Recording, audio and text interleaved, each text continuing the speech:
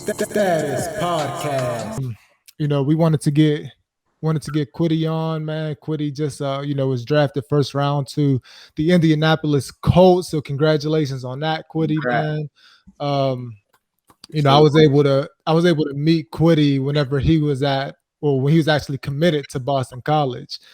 He was, committed to BC. We thought we were getting a stud out of Rhode Island, and then, out of nowhere, Kwity Paye decommits and goes to the University of Michigan, which was a good decision on his part. But I was able to follow him a little bit, and end up at Michigan, and ended up working with Kwity, as an academic advisor for the football team there, and was able to really see Kwity shine, not even only on the football field, but in the classroom. He was always an academic center grinding, and he was always, really about his business. So that's why I really wanted to reach out, because I know he did the student athlete experience the right way.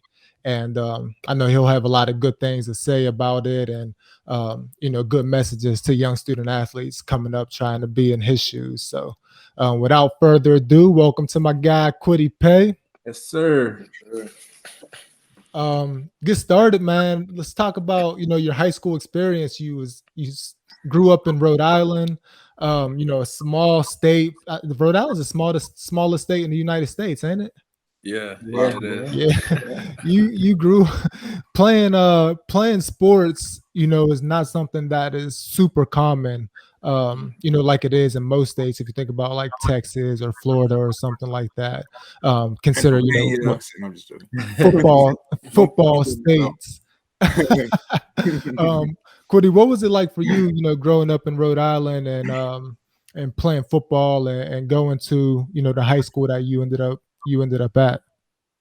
So football was actually my second sport. So like when we first started going into sports and whatnot, we was doing track because my mom ran track. So she got us into track real early, and we was doing that. But then like we'd be in a neighborhood playing with like our neighbors and whatnot, and they would go away for a couple hours and then come back.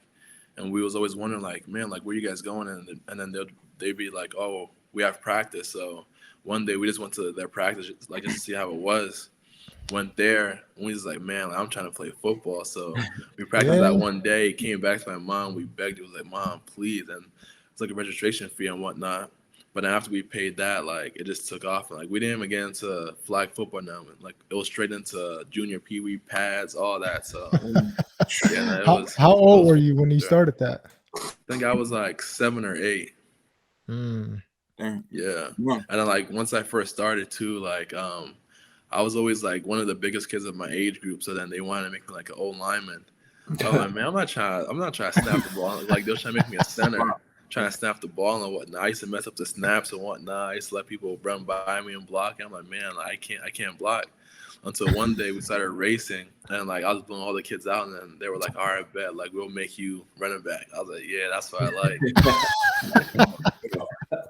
That's crazy. So your first sport was track. At what age did you start running track? I started running track around like 5 years old, like right after, because we'd go to the Boys and Girls Club all the time, and they would have track and all that. So at 5, I was running track. Wow. So that explains why when we were recruiting you at BC, we were like, who is this giant running 100 meters? Yeah. What? So is that something that you just kind of stuck with throughout, your childhood, or is it something that you revisited in high school? Yeah, I always ran track throughout my childhood, and then I did it in middle school as well. And then once I went to high school, that's kind of like what I want to do in the off season. So once football was over, I went straight into track, and I kind of like helped me like stay in shape. And like once football season came back around, because I did indoor and outdoor track, and then once football season like came around, I was always in shape for football season. So I just kept doing it. What events did you run? So my freshman year, they used to have me do the 400 sometimes. So I used to be out there doing the 4. But then for the like my main events, I would do the 100 meter. I was on a lot of relays, so 4x1, and indoor we did 4x2.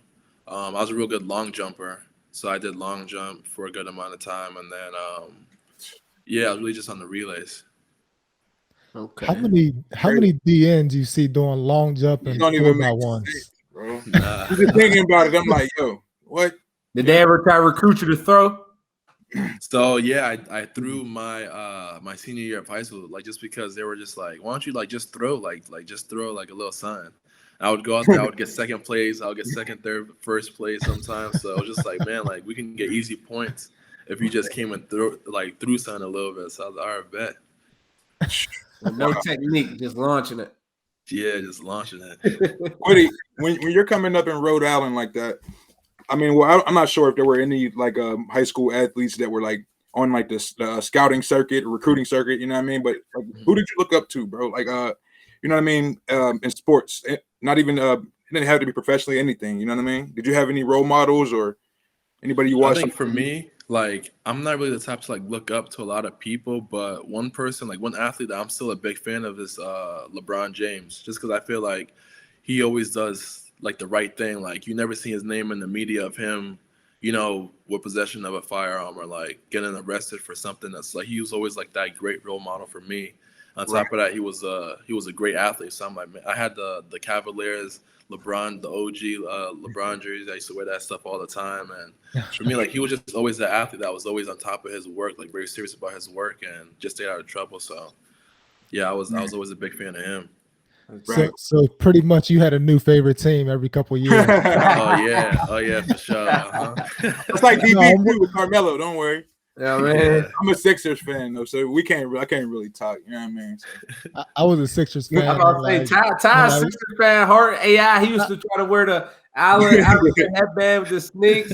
And the no-show socks on. The no-show socks. He had the no-show socks on to go hoop. Go hoop. Stop, bro. I was a Sixers fan in the late 90s, early 2000s, but then then my boy Bronny came and, you know, I kind of jumped ship. So I'm with you on that. I had a new favorite team every few years. I'm with you on that, man. But talk about your high school experience. What was what was it like going to, you know, Bishop Hendricken, and what was kind of the decision to go to that school?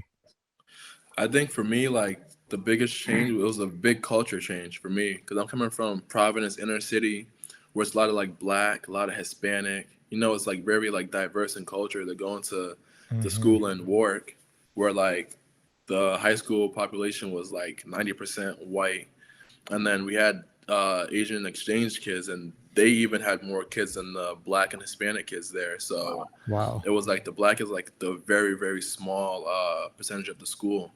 So like for me going there, I'm just like, man, I kind of felt like out of place. Like the clique I was with, it was a very small clique, but at the same time, just like I'm not really here to make friends and like whatever, because I'm like I have to go to the school to be able to get to where I want to be. So high school was a grind. Like anything else that I do, I always say like, man, like it'll be all right. Just because like what I did in high school was wild. Like I would wake up at 5 a.m, get dressed, shirt and tie. You know, make sure my shirt was ironed, put on the blazer, the khakis, the Sperry's, all that. And then I would walk a mile because the school I went to, they didn't offer public busing to my city. So all the Providence kids, we had to take the city bus. And like for me, there was a bus stop next to my house to go downtown and then go to the school. But then that's $2 extra that I didn't have to go downtown and go whatever. So I walked a mile to where I knew the bus was gonna end up going. So I would walk a mile there, hop in the bus, and then take that bus 40 minutes to school. And then from there, I used to go throughout the whole school day. And like most times, like you have to pay for lunch there. I didn't have money to pay for lunch, so go throughout the whole school day, no food in my stomach, on E. Wow. After school, we used to have like a little gap in between school and practice. I used to do mad homework in that small amount of time because we used to get a lot of homework. So do homework in that time and then go to practice 6 through 8 p.m. And then once 8 p.m. was over, ran to the bus stop, hopped back on the bus 40 minutes back, and then took that mile back home. And then once I got home, about 9 p.m., hurry up and ate real quick, shower, and then did homework or whatnot until like maybe 12, 1 in the morning sometimes. And then from 1 a.m. to 5 a.m., that's my gap to get sleep. I would go, boom, hit my bed and then wake up, do that same thing every day. So my whole high school like career, it was a grind, but and that was in ninth grade. since ninth grade all the way through senior year. Man. Wow. I never had a car too, that's so I always had insane. to take the bus. So yeah. 15. How many times did you have to talk yourself up? Like it'll all be worth it. It'll all be worth it. I think for me, like from a young age, like I was real mature as far as like what I wanted to do. So I mean, I just had to tell myself like just keep going. Like it's gonna all be like everything that you always wanted, like you'll have it soon. So just keep working at it, and yeah. Where do you find that switch at? We were talking about this. I don't want to like cut in on this, DB. I was just thinking about this though. I watched a video, Kwity, of you giving a speech at the school that you know what I mean, the school that you transferred to, that you went to play football, that you began in, you know what I mean? Yeah. The private school. And man, it was just mind blowing to me. I'm bringing this up because like, where do you find that courage at? You know what I'm saying? To do that at that age, man. To tell your life story, tell your family story, and to you know what I mean, being just like for other kids. I can see why you're such an inspiration. You know what I mean? Just in that video alone. But where do you find that courage at? I think for me, it all came from my mom, really, because I'm one of 5 boys, and she's like the breadwinner, so she brings home the checks and whatnot, and she only brought home about like $20K a year, and Wow. she has to use that to really support all 5 boys. And like when I went to the high school, like the amount of money that she had in her bank account like cut in half because the high school costs at least like $10,000, I think, a year. So now like we really running on fumes, but like she never complained about nothing. Like the one thing about my mom, like she won't complain. Like if I need me a pair of shoes, she gonna pick up another shift to make sure I get that pair of shoes. Or like if we need something, she'll make sure she'll get it. Like we're not gonna get it all the time, but when you least expect it, like she'll pull up and be like, hey, like I got you this or whatever, and then like we'll be like hyped and whatnot. But like she'll never complain about nothing. She was just always grinding and grinding. Like I saw that blue collar like mentality about like not bitching about nothing, like just like because nobody cares about like what you're going through. You know what I'm saying? So like for the end of the day, like either you're gonna cry and like not do, or you're gonna like just get through it and whatnot, and then just take care of what you have to take care of. Yeah, for sure. True. How were you able to convince her that going to Bishop Hendricken was going to be a good idea, especially with that not being able to, there's 5 boys in a house making $20K a year, and then going to that school is $10,000 a year. How were you able to let her know like this is going to be worth it?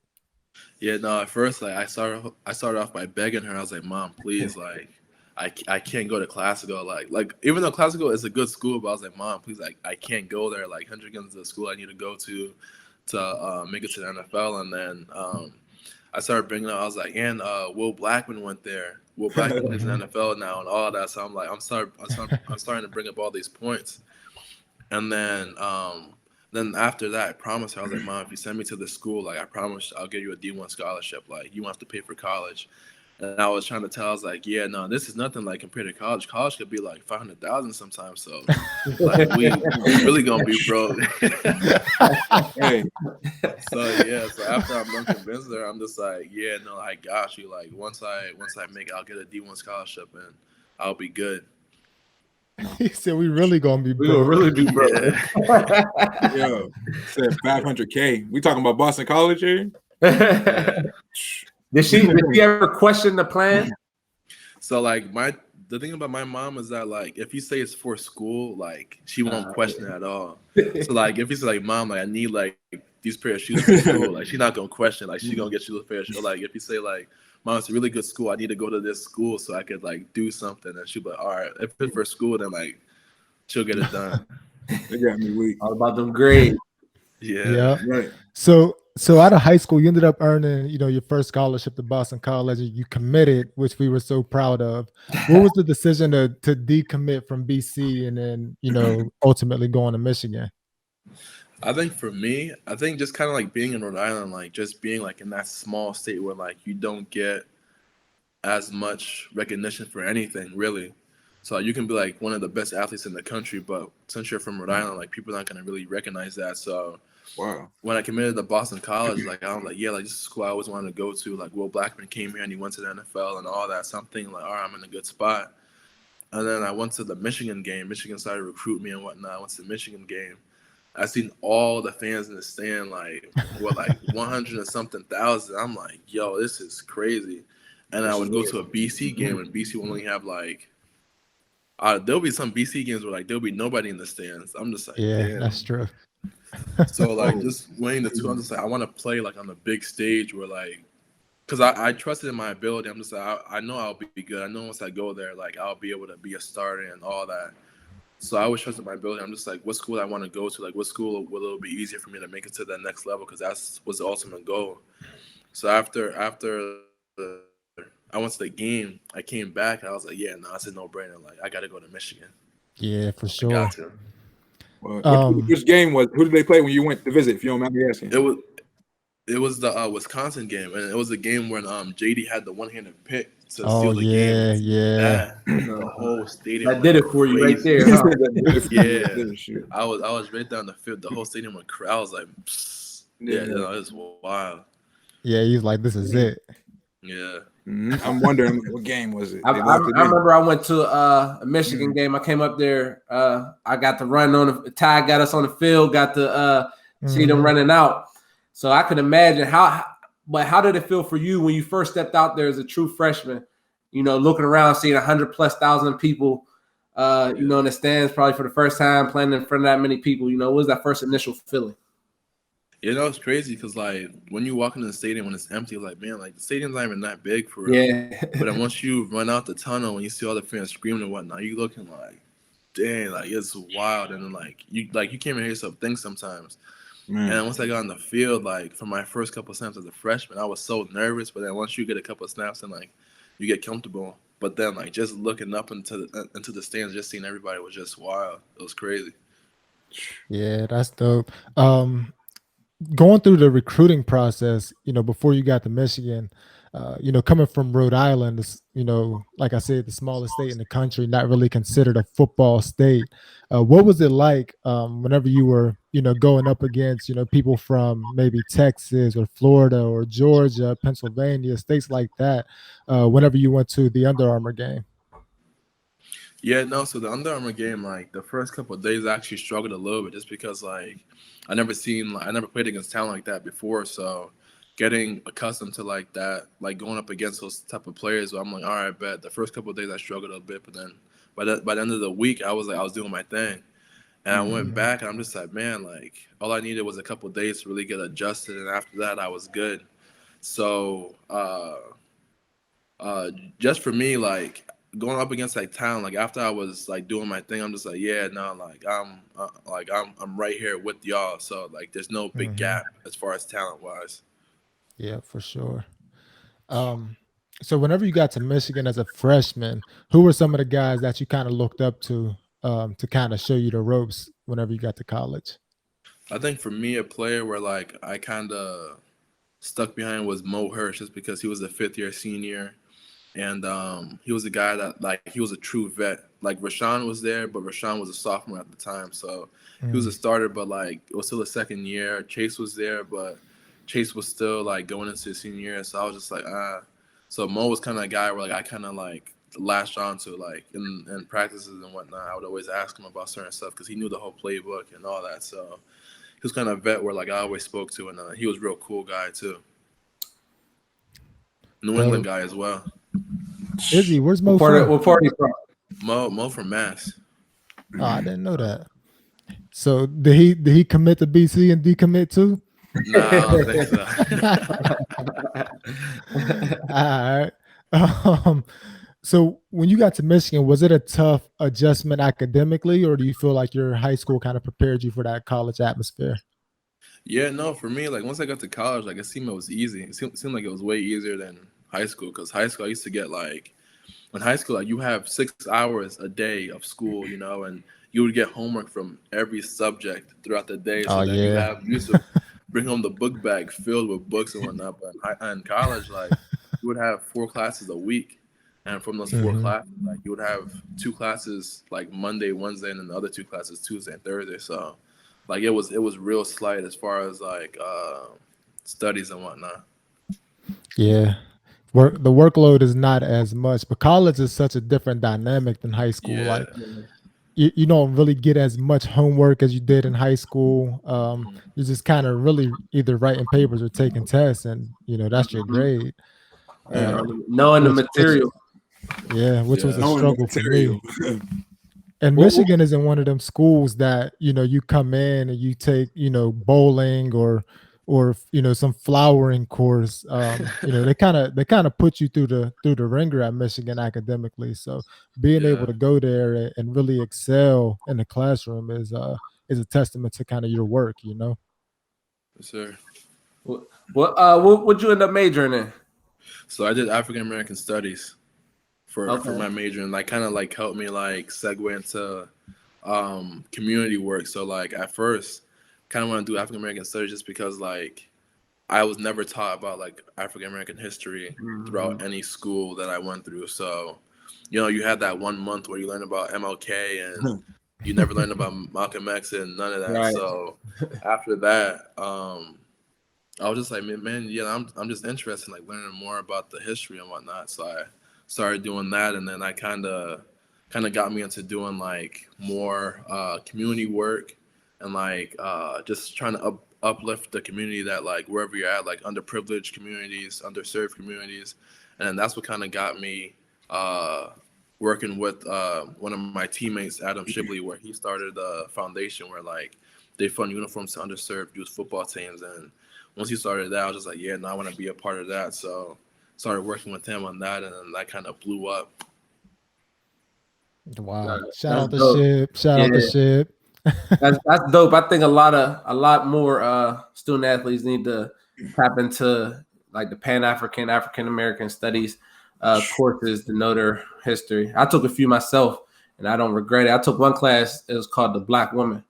It was probably one of my favorite classes. It was taught by a mean black woman too. But she got the best out of you, though. Definitely did. But I don't regret. I that was one of the best decisions I made, was taking Pan-African study classes. Learning them roots. Yeah, for sure. What was it like sophomore year, Kwity? You got some taste on the field, freshman year, but the sophomore year you kind of earned a bigger role and ended up a starter for a lot of the games. What was that like, having a bigger role on the field and still needing to balance that schoolwork on top of that?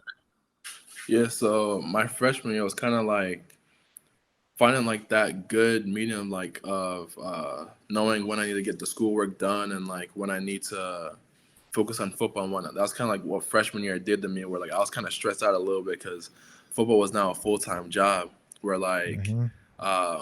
you have to go and watch film. You have to make sure you're on your playbook and all that. So that was kind of freshman year for me, kind of get adjusted to all that. And then sophomore year, adjusting into getting into the starter role, I was low-key stressed because I was coming from a freshman where I didn't have to play a lot, where I didn't have a lot on my plate. I didn't have to worry about much going into the games because they would just throw me into garbage time and whatnot. So I would get some playing time. But then sophomore year, once Rashawn got injured, he got injured the Northwestern game, and I came out that game with 2 sacks. So I'm feeling good about myself and whatnot. I'm thinking Rashawn gonna come back the next week. I don't think Rashawn gonna come back for a couple weeks. So Coach Manning, you're the starter now. And I went from being a role player with a 6-man where I'll come off the bench and do my thing and then go back and then to now I'm the starter where I'm in the whole time. And Michigan, we never really rotated like that for real. So I was in that thing. And then before the game, I remember the first game I started for was Maryland. And I was just nervous throughout the whole game because I'm man, I'm nervous as hell. This is my first start. I don't want to blow it, nothing like that. But then the coaches and Rashawn was nah, bro, you don't work the whole time in spring ball. You don't put hella hours in, you're good, bro. I went into that game, I played solid, and from there just kept stacking, and then earning the trust from my teammates and then from the coaches. And I just became the starter after that. Dope. How important is it to continue to stack good days on top of good days, especially in the college level? I think it's very important just because you see it a lot, where I saw it a lot, where someone have a bad day and the college kids, I would say, not being as mentally tough, they'll lose confidence in themselves. And once you lose confidence in yourself, it starts to go down. That's where you see a lot of kids where they transfer or like they start blaming everybody else about like the process and whatnot. Like, oh man, this coach honed me, like this coach don't want to play me, all that. Because now they don't trust like how good they are as a player. It's like to the point where they don't even want to like really try on the field because they're just like, man, it's whatever. So once you lose that confidence, it's tough to get it back. So for me, even though if you have a bad play, like just forget about that bad play and like just make sure you stack good plays, and then good plays turn into good days, and then good days, good weeks, and then good weeks turn into good game days. So once you start doing all that, then it's just easy peasy from there. That's dope. When you became a starter, you started playing more. Was it hard to balance now, your schoolwork, you're playing more and more responsibilities, was it hard to keep balance in the classroom also? No, I don't think it was as hard. Just because, well, I mean, freshman year, that's when I had like my biggest workload for school. So I would be in the AC for hours. And then sophomore year, I used to be in the AC for hours as well. But after freshman year, like you didn't have to go to the AC. You could like go do your schoolwork wherever you wanted to. But for me, I was like, nah, I gotta be in this AC doing my workout, or it's not gonna get done. Once you go back to the dorm room, you don't want to do no work. You just want to chill, in the game, and all that. So I was like, nah, come to the AC, do my work, and then make sure I get my work done before I head back. So I just had to stay true to like my routine, just making sure I was staying true. For sure. And you mentioned, being an academic center a bunch. What was kind of your day from the time you woke up to the time you went to bed? And you went through it in high school. What was it like in college? What time did you get up, and what time did you kind of have each point of your day, and then what time did you go to bed?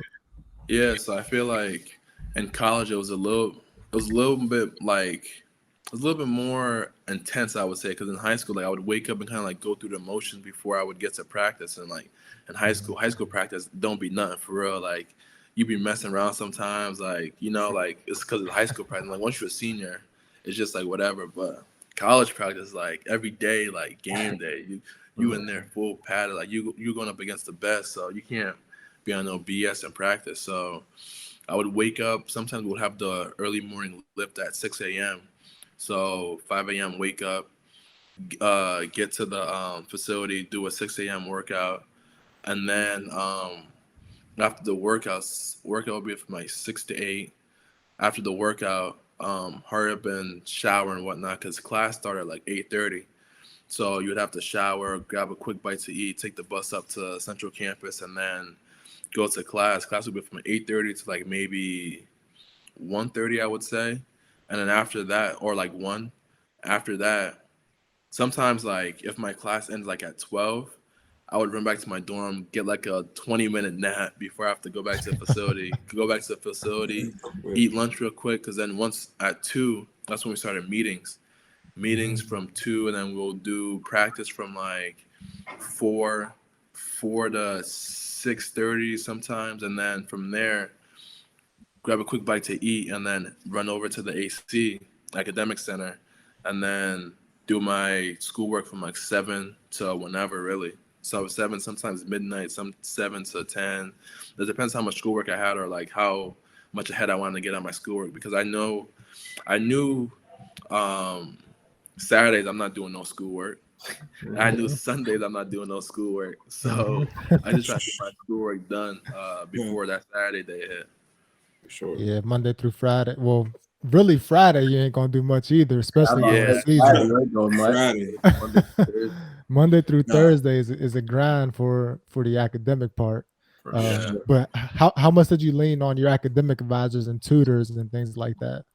So I never really had a tutor. Like I just had a person to kind of help me with scheduling. So like just to like, I would be like, I need to see like my whole month as far as like what I should give her my syllabus for like what day, what's due, and all that.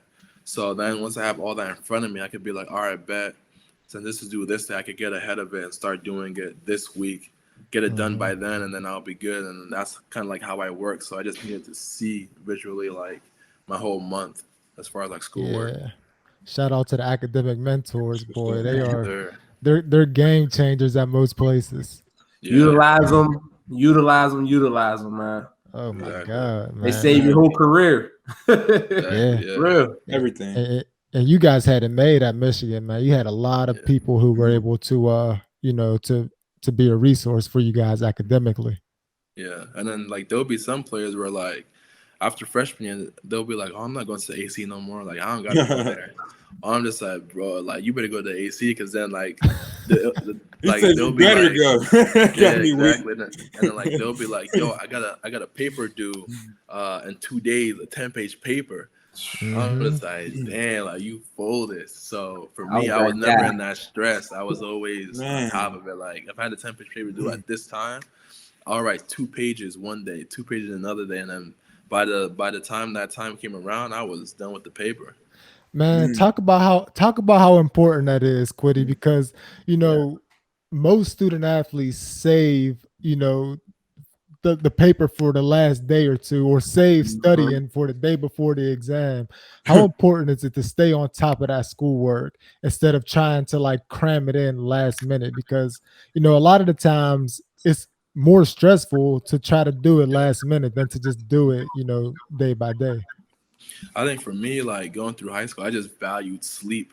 So I'm just like, man, I can't BS on this schoolwork and be up all night writing this 12-page paper. I'm just like, nah, like I gotta get it done, like small by small. So for me, I feel like as athletes too, like once you start doing that, like that's when you start jeopardizing a lot of stuff. Like you barely getting sleep. You have to be in meetings for hours the next day, and you can't be sleeping meetings. Man. And then after you got practice, and then when you're not sleeping right, then you're just not gonna perform like the way you want to perform. So for me, like I needed my sleep. So I'm with you on that, man. Because I was always the type of guy who saved things for the last minute, and I just felt like that added so much more unnecessary stress to my I used to life. be stressed out. Yo, it was crazy. Then you get to the point. Me personally, I know I got to the point where, man, what can I get on my other grades that I don't got to do this? You start pulling out that calculator. Yeah, like the lowest thing I could get right here is this. That's silly right there. We got 3 more assignments. If I could get an 80 on those 3, I could probably get a C in this class. I remember the one class I had a B, and we had a 6-page paper due. Like it gave us a week. I was like, all right, if I got this B plus, I don't do it. I have a C plus. I'm cool with that. Yeah, we a good shape. You know what I mean? I'm cool with that. That's the wrong mentality to have, but I never had anyone to guide me like how, someone should be guided. So live and you learn. No doubt. Kwity, junior year, bro, you came out and you killed it on the football field. What was that like? What was the process up to junior year that allowed you to have that breakout season? I think for me, like just getting the reps underneath my belt throughout the years. Freshman year, and my freshman year at camp, so first time playing college ball, 3 of the DNs got injured, so I'm the only DN left as a freshman in camp. So I'm getting 100 snaps plus a camp day. I used to be dead, but all those reps eventually like came back to help me, So sophomore year, spring ball, I was getting a lot of reps. Coach Matty used to have me start off at anchor and get 2 reps at anchor, then get 2 reps at end, while Rashawn and Chase would only get 2 reps total. So I was in there busting, but at the end of the day, I'm just like, man, like it's gonna help me. And then junior year, I feel like even though I didn't have that many starts, because sophomore year I only started a couple of games. I started maybe 5 or 6 games. By junior year, I feel like I've been the starter for a minute now, just because like all the reps I've been getting. So it wasn't nervous to be like that starter now. So for me going into that year, I'm just like, I'm gonna do my thing this year. And then that's when a bunch of the fans and a bunch of reporters, they were like, Chase and Rashawn is leaving. We have no ends right now. We're gonna struggle. This and that. And I ended up going and doing my thing my junior year. What was you talking about that Chase and Rashawn leaving, and nobody really looking at you as the next superstar in those positions? Is that something that you went through your whole life, especially being from Rhode Island and needing to, kind of prove yourself to other people? Yeah, so for me, I kind of like that, to be honest, because like people never see you coming, and then once you're on the scene, they're like, "Damn, like who's this?" So for me, I like to like lay low and then like just do like grind in silence, and then once you're able to pop out and do your thing, then you pop out, and everyone's like, "Damn, like I even know who this guy was." So for me, like I kind of like that, to be honest, because like once you start rolling like that, like people that love the spotlight and whatnot, the spotlight brings a lot of unnecessary stress. That's when a lot of people, the 5 stars and whatnot, came to these big schools, and once they don't become the immediate starter, and once they don't start to produce as much as they want to, they fold, and then that's when they start blaming everybody else, and they start getting stressed out because they're like, "Oh, people wanted me to do this, and I'm supposed to be this big savior and stuff like that." Once they don't pan out to be that person, then like their mental just breaks. So for me, like flying low under the radar, and then once it's time for me to come out, then I feel like that kind of helped me too become myself, because I didn't have the stress of like, oh, now I have to develop real fast and do all this stuff so I could hurry up and be this person. Wow. That's I never thought of it that way. Yeah. Was it kind of the same thing whenever you went to the All-American game, coming from Rhode Island, not being one of those 5-star guys? Was it another thing where you kind of flew under the radar, and how did that end up from that All-American game to kind of draft day? Yes, even the All-American, I flew under the radar as well. Like for that game as well, I had to get voted in. So they had the roster set. So like, and then there was 2 roster spots left on each team. There was 1 roster spot left on each team, so 2 total. And they did this thing where like, throughout like the Under Armour camps that we did across the country or whatever, we're gonna nominate a couple of people, and you can vote, fan voting, to see who can play in the game. So there was like 4 or 5 rounds of the voting, and I was able to make it through the whole end. And that's the one thing I love about Rhode Island, because we're such like a small knit like community where like people support once they see that you're trying to do something, whatever. Like my whole school, like we would stop the school day like in the middle of the day, and then the teacher would come on the announcer, be like, "Yeah, pull out your phones and vote like 10 times right now." So we'd vote before school, during lunch, and then before we left for school, we would all vote. And then people at other schools were doing that, and so that's what we just got, a bunch of votes, and I was able to go there. I got voted in, and at first it was kind of like I said before, where I had to get adjusted to the talent, but then after that I was smooth. And then it was just kind of like I was under the radar for sure, because even when I was there, the D-line coach was like, "Oh, we're going to have this 5-star start for us. Like, he's a stud, and like he's just so good," and da-da-da-da. And he was just making these 5-stars feel like they were like, like way up above everybody else. But at the end of the day, like I'm one of the few defense. I'm the only second defensive end from that game to be drafted first round. So from all the defensive linemen that were there at that game, they're either doing their 5th year in college still, or they didn't get drafted the first round that I did. So it just goes to show, like, all them stars and all them, it don't mean nothing, because once you get to that level, it's either you a dog or you just relying on the ratings of what other people say that you could do. Wow. Who was the other D lineman that got drafted with you?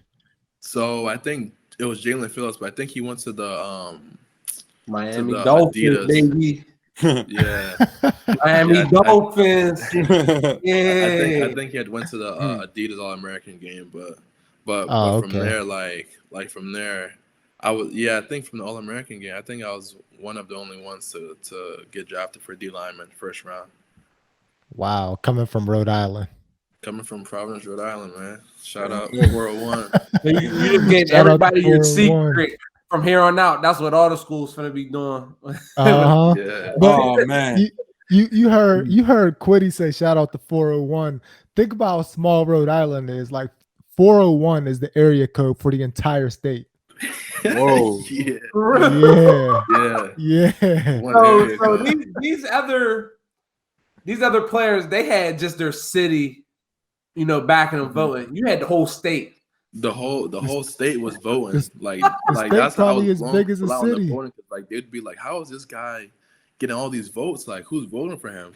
When they know like everyone in the state, like they would, because like other guys, they would only have their high school vote. When I had like 7 high schools voting for me, and then from there, parents voting, and then like little kids voting, and all of that. So the whole state was behind me.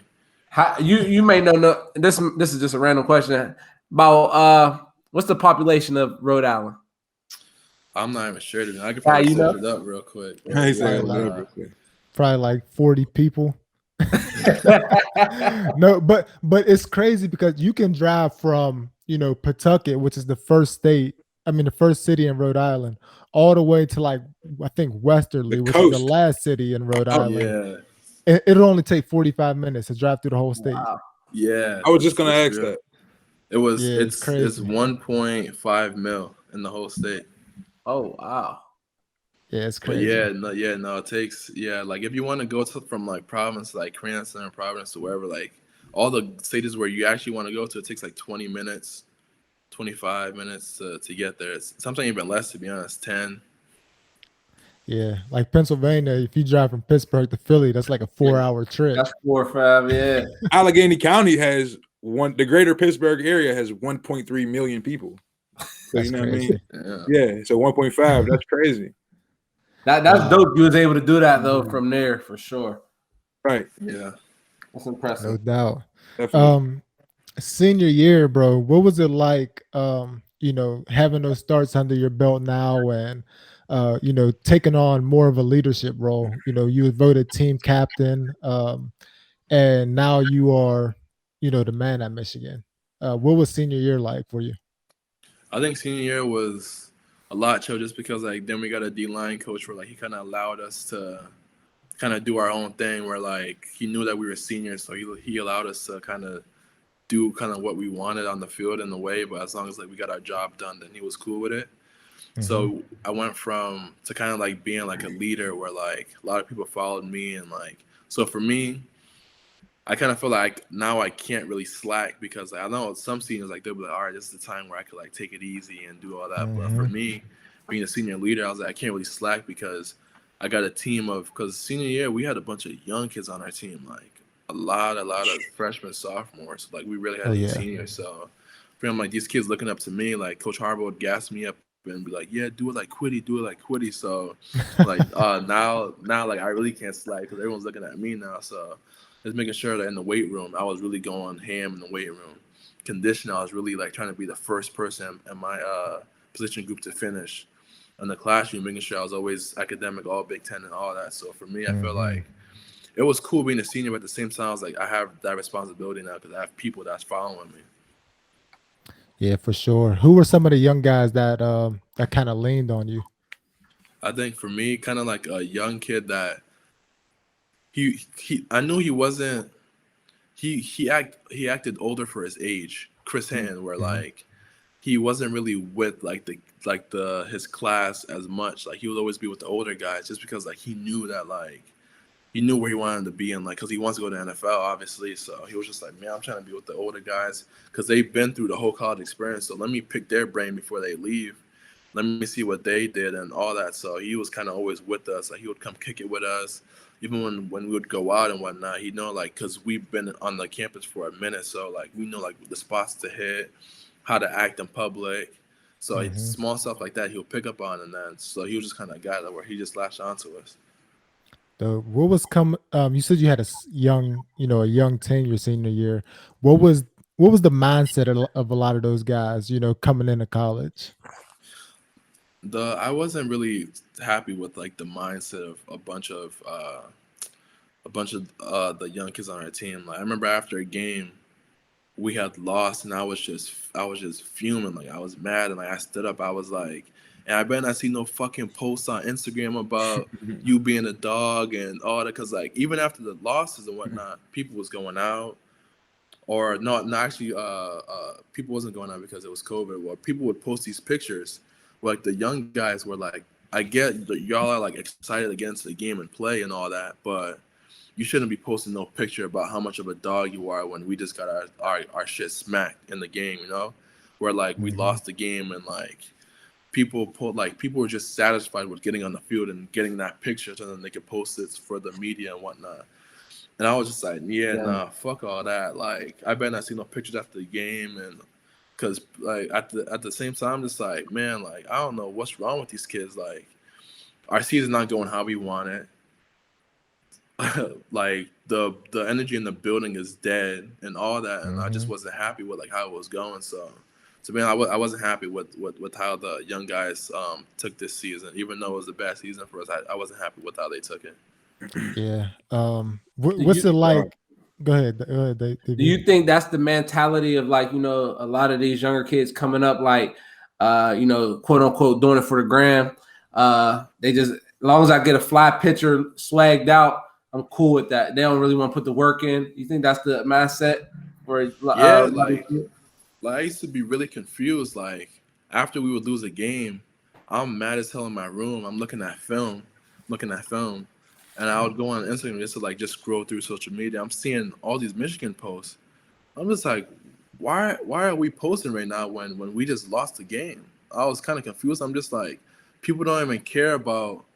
We play this game to win, you know what I'm saying? So I'm just like, oh, these people don't even care about winning. They don't care about none of that. They just want to post for the gram. So for me, like the younger generation, what I see now is like a lot of people they just do a lot for social media. They do a lot for validation. They do a lot to impress other people, rather than go out and doing the work. And then my validation comes from a coach telling me, yeah, like you doing your thing. Or my validation comes from my stats.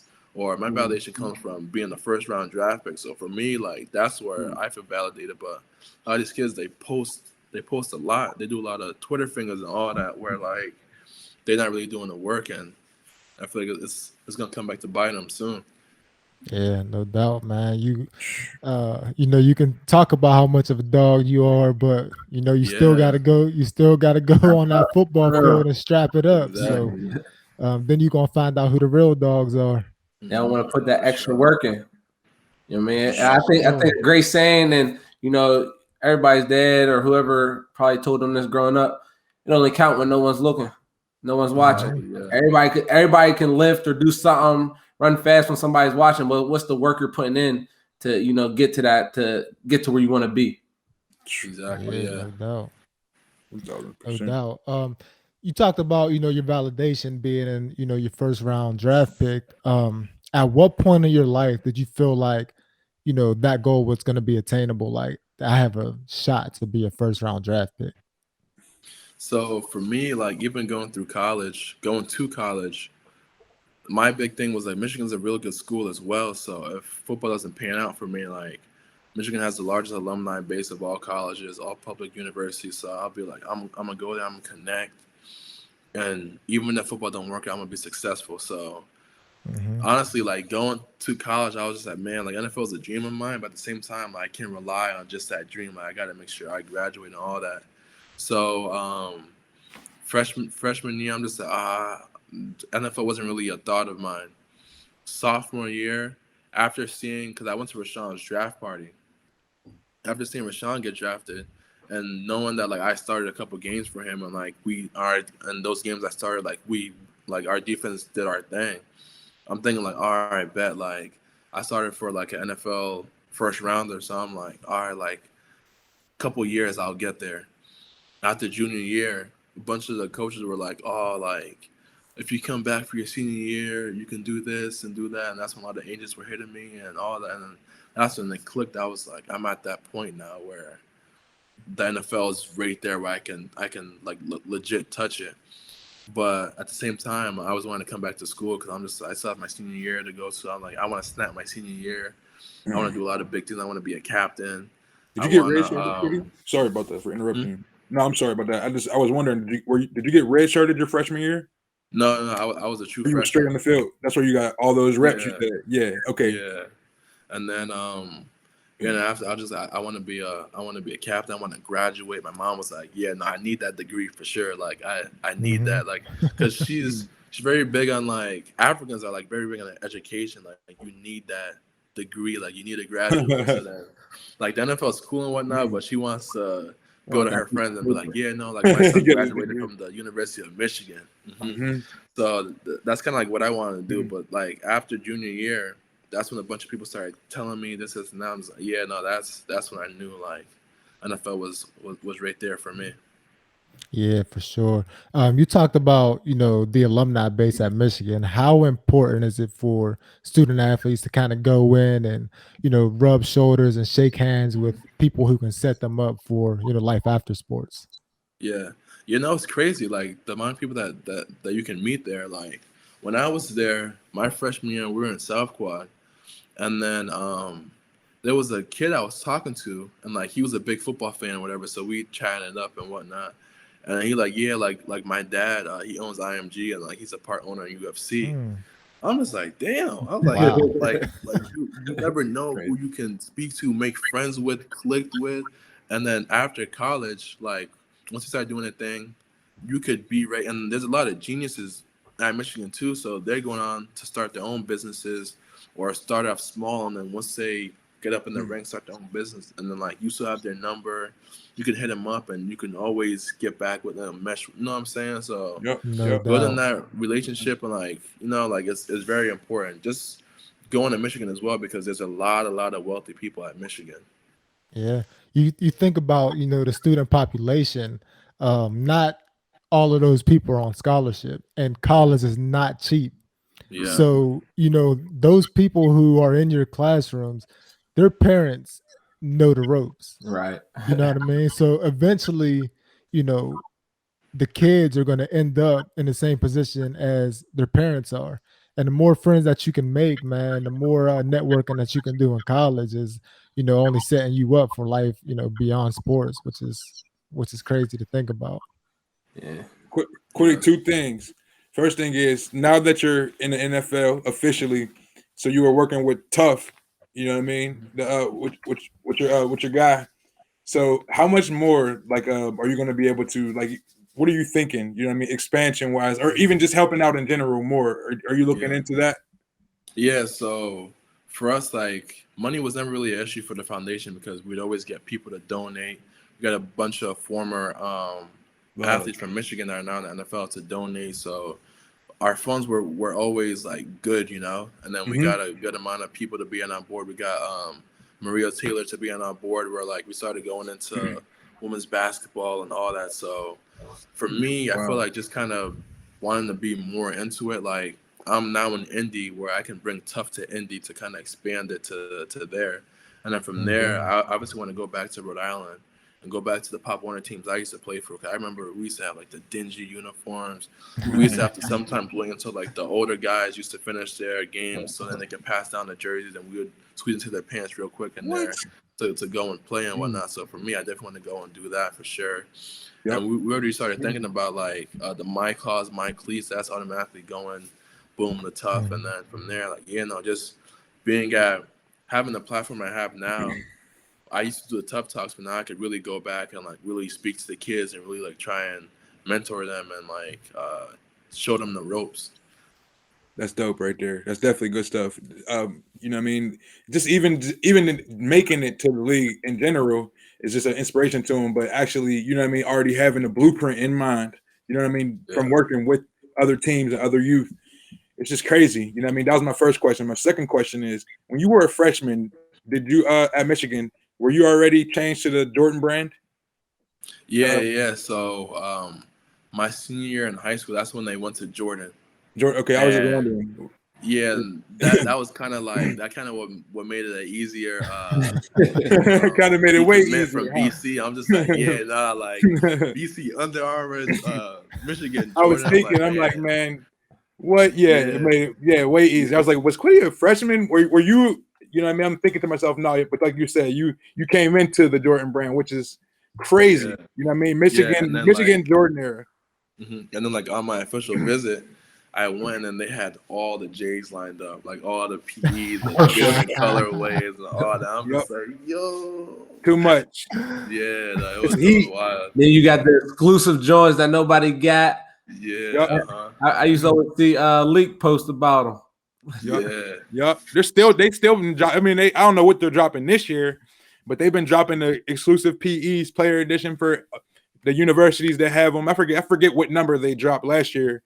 I don't know. I don't know if you remember, Kwity, but just the so like once I graduated, they gave me the ones, they gave me the 13s, and then they gave me the 4s, like all P's, and then like those are going for like a lot of cheese.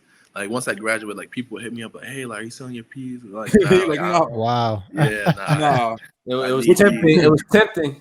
Yeah. Do you have anybody in mind, like, or never mind if you don't want to talk about this, but just like in terms of like what you want to wear in the league, you know what I mean? Like what brand or what you got? So I'm actually about to sign with Nike right now. So that's dope. That's huge. So like Congrats, bro. Thank you. Congrats. Like, right. In a couple of weeks it'll be official.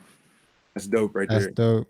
Definitely. Yeah, man. I know your family's excited about that. If they don't know yet, then they're gonna be. Their fam should be excited. Hey, Kwity, at what point in your career did you feel like, all right, all of this hard work that I did throughout high school and college, definitely paid off? I think for me, I would say kind of like my senior year, like going into games, I was just like, yeah, no, like I'm about to have my way, just because I'm just remembering all them reps I took from freshman year to now, like all the reps I have underneath my belt. I'm like, man, like stuff just comes natural to you as far as like what you do, like on the field, like your get off, your punch, your shed, all that. Like it's just all natural. Like you just do it without thinking. So that's kind of like my senior year. That's kind of where I'm just like, man, like that's what I'm thinking. Like at first, I'm like, man, these are a lot of reps. I'm just like, I don't know, like my legs is dead. But then senior year, I'm just like, yeah, no, I'm very happy that I took all them reps, because a lot of guys, like the reason why we struggled a lot, I feel like this past season, was because we had a lot of young players on our team where they didn't have the spring ball because they canceled spring ball. So they didn't have as much reps. So they was going into camp, and our camp wasn't full contact camp because we still had COVID and all that stuff. So we had to wear masks, we had to be far away from each other and all that. So a lot of young players missed out on spring ball and all that to kind of get their reps up and get familiar with the playbook and kind of like just be comfortable in the offense or in the defense, where they didn't have the opportunity. So I feel like those reps are very important and key. Yeah, for sure. Was there a point in time where you kind of looked around and looked at your surroundings, you were like, this is what I did it for? Was it like being a first round draft pick? At what moment in your life did you say, dang, this is why I put in that work? I would say when I was out in Minnesota, because I'm looking for a house for my mom now. When I was out in Minnesota, I'm looking for houses to buy for my mom, to say, man, like this is what it was all for. Because when I was a 12-year-old boy, I'm promising my mom a full D1 scholarship, and then when I signed my national letter of intent, I promised my mom, like, one day you won't have to lift a finger again. So for me, once I was looking for houses, like how much did it take? I'm like, man, like those were long, because it was a long 8 years of work. Like those 8 years wasn't no like slacking days and taking days off vacation and all that. Those were 8 years. That gap was all work and grit and determination. So for me, after that, I'm just like, man, like this is what I did it for. I'm able to I got my mom a new car. I bought myself my first car ever, because I just take the bus everywhere. Got myself my first car, and I got my mom a car, and then my older brother a car. So for me, I'm just like, man, like this is what I like. This is what I work so hard for, because now I'm able to take care of my family like the way that we should be taken care of. Just because like we work so hard in this country, a lot of people that work the hardest, they don't get benefited as much.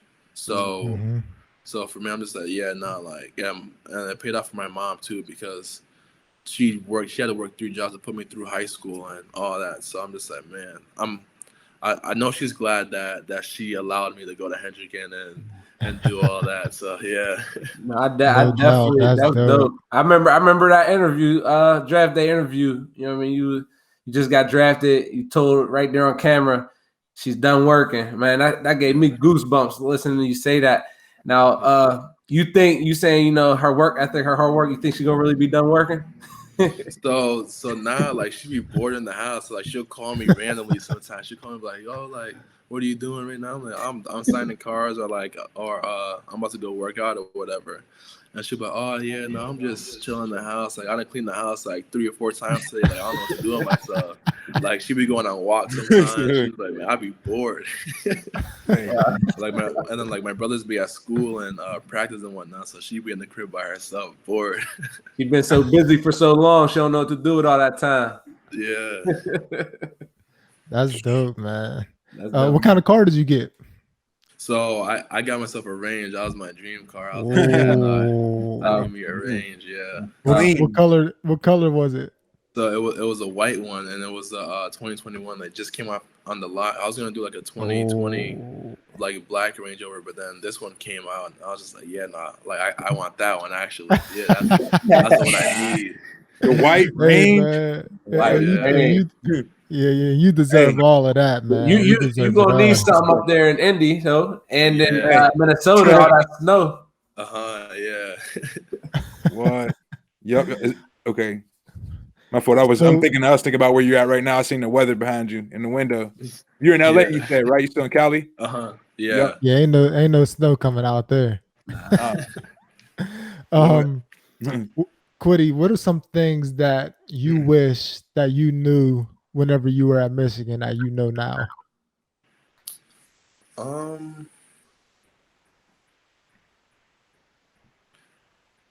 can't really think of. Taking care of my body for sure, most definitely. Yeah, going through the pre-draft process at Exos and whatnot. That's when I really took care of my body. Like I was getting 8 to 10 hours of sleep a night. I was on my vitamins. I would make sure I was eating all the right stuff, like staying like really keen in on my diet. So for me, I feel like taking like like LeBron said, he spent $1 million a year on his body. Yep. I wish I knew that, like kind of like in college, because you kind of have in college they give you some stuff where like you could always ask for like, hey, can I get some vitamins here and there? Or like, can I work out a meal plan and like all that? But in college, like, you just want to eat whatever and kind of just live your life. When like after some games or whatever, you kind of feel beat up, like you really done.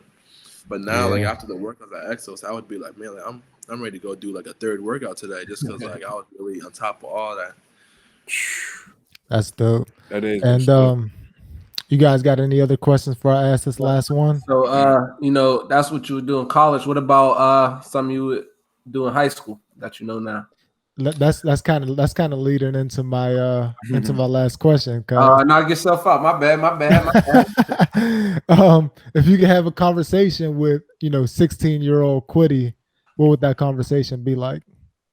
I think the conversation I would have was just keep going, bro. Like all this hard work, all this struggling that you're going through is gonna be worth it in the end. And once you get to that point, you're gonna really be happy with yourself and where you are in life. So yeah, just keep staying true to yourself. Don't really try to impress anybody else. Just make sure you stay low key and like just really take care of your business. And like kind of like for me, like growing up, I've always been the kind of serious kid, like in my family, where like I would always on top of my books or on top of whatever it may be. I used to be very serious about a lot of stuff just because I kind of knew where I wanted to be. So like the grind started at a young age. And I think I would just tell myself, like, just keep going, bro. Like, it'll all be worth it. No doubt, man. That's good stuff. So. Right, that is. That's definitely dope. No doubt. We appreciate you, man. This conversation was, one that, many student athletes now going through it are going to be able to look at and say, man, I'm really inspired to continue to keep pushing, or I'm really inspired to continue keeping my body in shape and making sure I'm eating the right things, and making sure that I'm taking the reps necessary to be in there my senior year and having things go my way, like you said. So we really appreciate everything that you said today, man. We appreciate everything that you've been doing, not only for yourself, but for your family. It's inspiring to not only student athletes, but to me as well. So just to see all the hard work that you've been doing, and being able to work at Michigan and watching you go through it was also an inspiration in itself. So we just appreciate you for coming on and sharing your experience, bro. Yes, sir, for sure. Definitely appreciate it, man. Me being a Dolphin fan, you playing for the Colts now. My brother's a Colts fan. We gonna make our way down to Miami. Come see that Miami and Indy game. I'm gonna make sure you won't hear my voice. Make sure you hear me. You gonna hear me. And make sure y'all go ahead and hit that follow button for my guy. He don't need any more followers, but follow him anyway, man. Yes, sir. Sure. All right, bro. We appreciate you, man. I'll shoot you a text. Bro. For sure. Appreciate Thank you. All right, bro. Game plan, like what we doing next? What's next? Yeah, for sure. You know what I mean? For sure. I think there's so many internet dogs and not enough field and court, whatever sport dogs, man. Yeah, that's what he said, man. He said, everybody said they ought to lay a dog on the internet. I'm a first rounder. Whenever it's time to strap it up, we're gonna see who the dogs are, man. So. And what he say? He said, I get my validation from me being a first round draft pick, my stats. Hey, that's flexing. That's flexing right there. That's a different kind of flex. Like, what validates you? Kind of flex. First round draft pick. You know what I mean? What he say? I'm one of two players from the All-American game drafted in the first round. Mm-hmm. Like that's validation. That's all you need. That's validation, man. And that that mindset. I think it's gonna go beyond being a first round draft pick validation. That mindset is a gold. That's a gold jacket mindset, man. Man, gold jacket.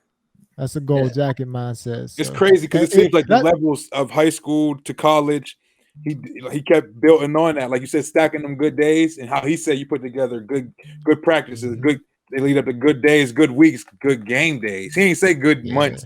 He said good game days. So it makes me think that he's not even thinking that far ahead of months, years, nothing. He's thinking of his game days. And take it one game day at a time. And that goes into, me and Ty, we talk about the process is more important than the product. Mm-hmm. Process, gotta love it. Gotta love the process. Hey man, that gold jacket mindset is something I like. I like that gold. You got it. I like that gold jacket mindset, man. Hey, when he said that validation, I get validation from me being a first round draft pick. That's something I love that stuff, yo. Like, no doubt. Hey man, but we appreciate you guys, coming on, watching and listening. Make sure you go ahead and hit that follow button at status412_. He's in the right spot for it today. He's in the perfect spot. Make sure y'all continue to support, man. Continue to share. We appreciate, everybody who's been tuning in. We're really trying to make this a movement, man, and make this something that student athletes can look at and really take some advice and apply it to their lives. So appreciate you guys and continue to support. Yes, sir. Appreciate y'all. Peace. Great episode.